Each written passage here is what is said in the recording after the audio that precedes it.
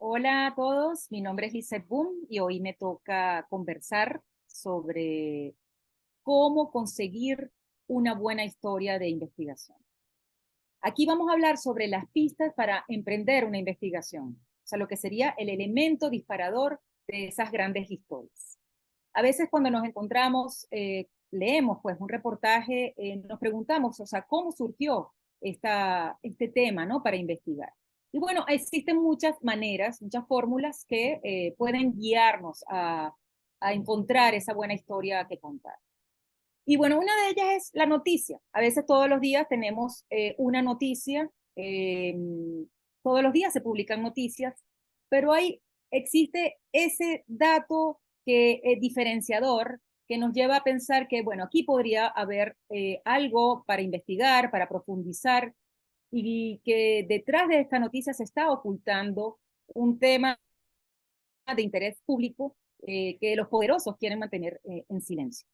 Y les voy a dar un ejemplo. En esta sesión voy a tomar como ejemplos a varios reportajes que han sido premiados, que han sido reconocidos tanto en Venezuela como en el extranjero, realizado pues por periodistas venezolanos. Uno de ellos es, bueno, es el de la noticia.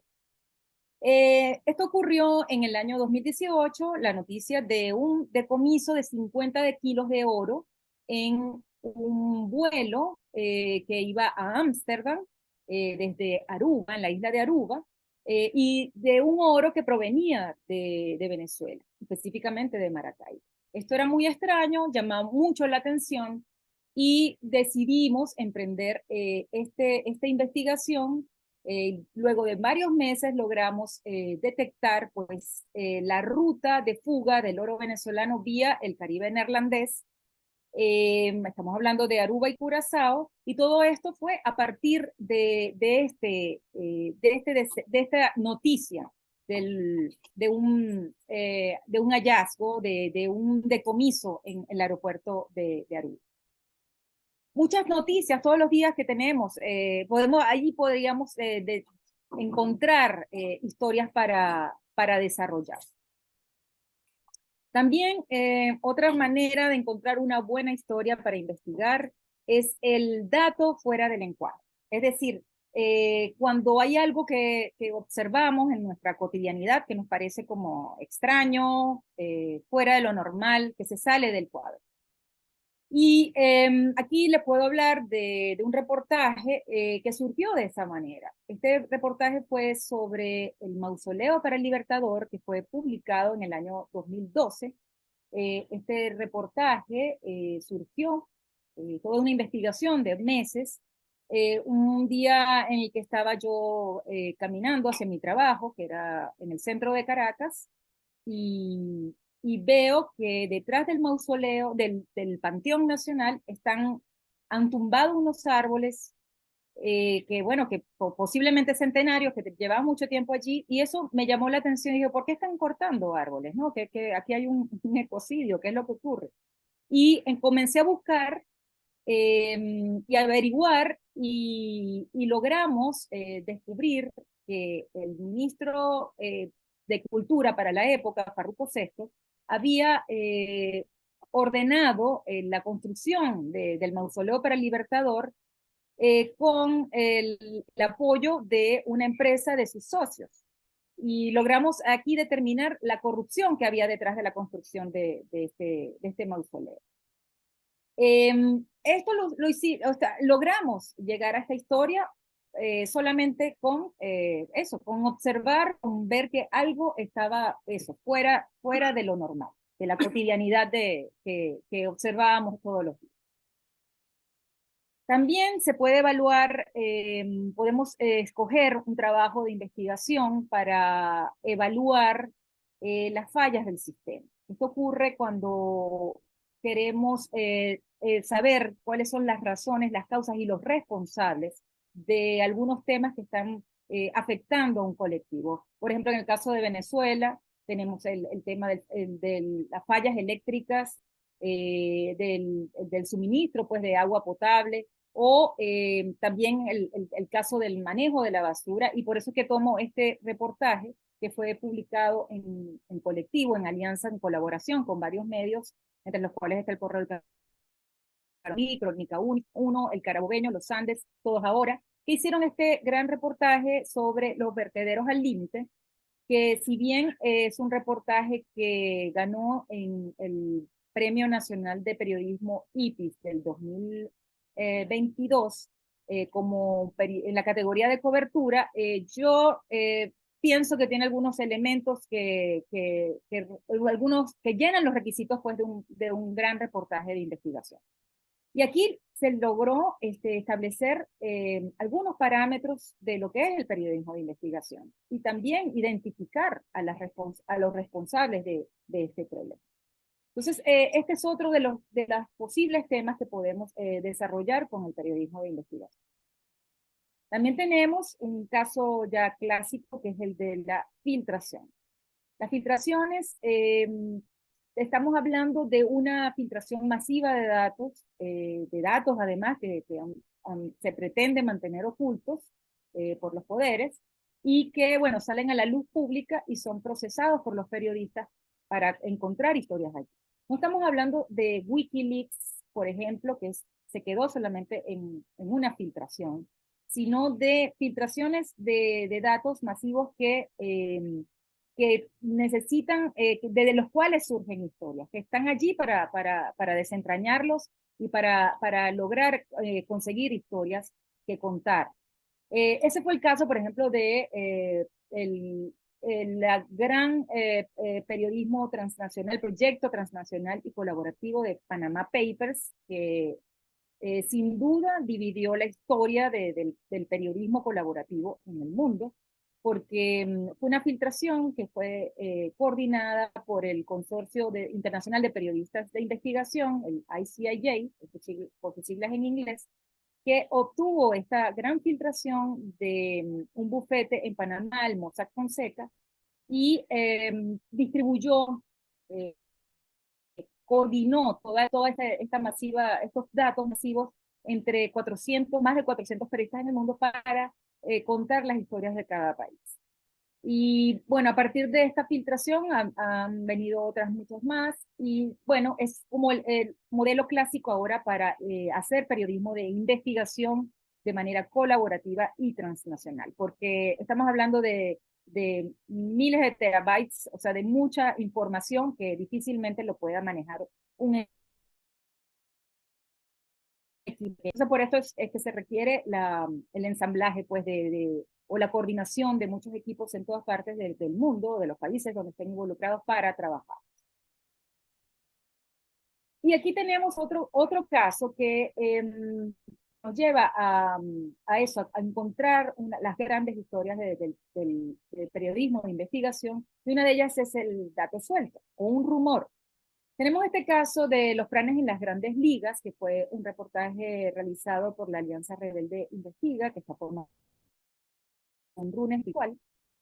Este reportaje, bueno, surgió de un rumor. Se hablaba de que del plan, por ejemplo, el Tren de Aragua, esta banda criminal tan presente en muchos aspectos de la vida en Venezuela y también de Latinoamérica, nos habíamos escuchado que estaba también ya inmiscuyéndose en el área del béisbol, en las escuelas de entrenamiento y desde la cárcel comandando toda el financiamiento, por ejemplo, de estas escuelas. Y bueno, solamente a partir de este rumor emprendimos la investigación de manera sistemática y visitando 25 de estas academias de béisbol, y aparte de eso haciendo muchísimas entrevistas para lograr un patrón y para poder tener las evidencias pues, de la participación de esta banda criminal en el béisbol en Venezuela. Entonces, bueno, todo esto surgió pues a partir de ese cuento del que no se tenían muchas certezas, pero que se logró al final contar una historia. Y también otra posibilidad que tenemos para contar, para tener una historia a investigar, es lograr patrones, o sea, identificar patrones en el caso de la violación de derechos humanos. Aquí se trata de identificar la violación sistemática de derechos humanos que, bueno, para identificar de esta manera un delito que puede ser juzgado en la Corte Penal Internacional, por ejemplo. A lo mejor no podemos conseguir a los responsables con nombre y apellido, identificarlos, pero sí, por ejemplo, lograr que determinar que se trata de un patrón de violación sistemática de los derechos. Está el caso este de la OLP, esta operación que fue la que precedió esta manera de operar de las fuerzas de seguridad del Estado, en la que los agentes uniformados entraban con violencia a las barriadas caraqueñas o del interior del país para supuestamente controlar el orden, pero en estos operativos se llevaron por delante y asesinaron a muchos inocentes. Esto teníamos todos los datos, bueno, la cobertura noticiosa, pero con la investigación y haciendo la cobertura in situ, logramos establecer patrones de comportamiento de las fuerzas de seguridad del Estado en estos operativos y determinar que se estaban violando derechos humanos en estos casos. Entonces, esta es una posibilidad que además está muy vigente y muy latente en Venezuela y que bueno, que están allí estos temas para poder ser investigados. También tenemos, quería hablarles de los terrenos fértiles y necesarios para investigar en Venezuela. Con esto no quiero decir que no se puedan investigar otros, pero sí hay algunos que sí hay mayor propensión para abordar en Venezuela, porque quizás tengamos mayor acceso a fuentes, mayor acceso a personas o a fuentes o documentales y vivas que nos puedan aportar datos para reconstruir esta historia, pero también porque, bueno, son problemas que están afectando en este momento con una importancia considerable al colectivo, ¿no? Entonces, por eso es que, y también porque, bueno, eso nos ofrece como más facilidades para investigar, facilidades entre comillas. Bueno, la corrupción, bueno, ni hablar, Venezuela está identificada como uno de los países más corruptos del mundo, eso medido por Transparencia Venezuela. Y allí pues tenemos todo el amplio campo de la administración pública en complicidad, por supuesto, con el sector privado. Bueno, últimamente hemos visto muchísimos casos que han salido a la luz sobre casos de corrupción en Venezuela. Es un área que se ha venido explorando y es como un área, un sector clásico, ¿no? del periodismo de investigación para abordar. Entonces, bueno, en Venezuela tenemos material de sobra para trabajar, y además que es casi que un mandato para los periodistas de investigación, trabajar sobre temas de corrupción, porque al final, en definitiva, pues la corrupción mata y es uno de los grandes males de este país, ¿no?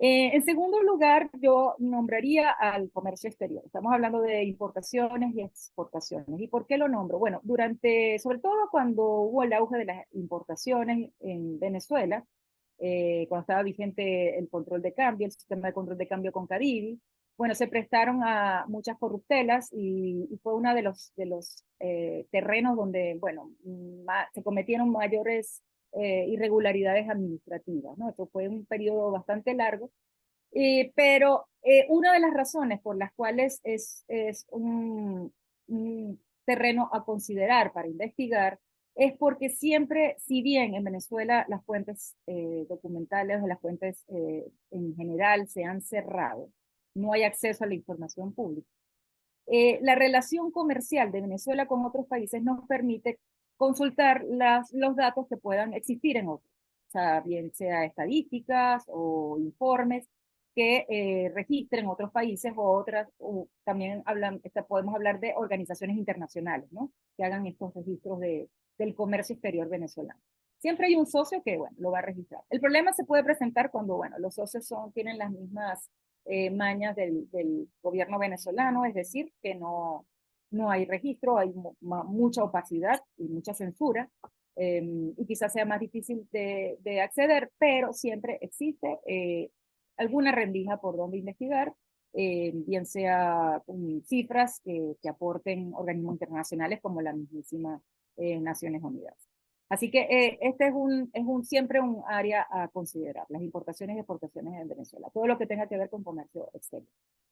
Lo otro, bueno, que está como a la vista son el área de las obras públicas, las construcciones, la infraestructura. ¿Por qué? Porque también ofrece la gran ventaja de medir, de evaluar tanto el antes como el después, o sea, desde el origen de la primera piedra, la aprobación de presupuestos, hasta la supuesta ejecución y bueno, o la obra que nunca terminó, ¿no?